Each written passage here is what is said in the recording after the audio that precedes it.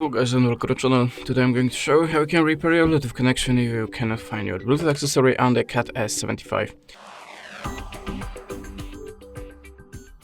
So when I have a problem with headphones or any other Bluetooth device, I am only starting from the simplest way. Just restart the Bluetooth connection, switch it off and switch it on in the top menu, then look for the device again on the device list. After that you can also try to restart your phone by holding the power button and tap on the restart.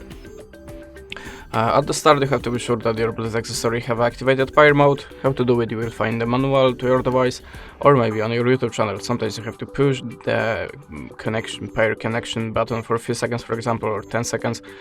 The modern gadgets starting in the pair mode when you're activating it, so you have to check it by yourself. And you are sure that your Bluetooth accessory have a activated pair mode and it's still not visible for your phone. Just go to the settings, choose system and tap on the reset options.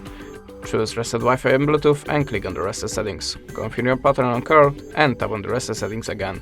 After that, look for your device again in the Bluetooth list.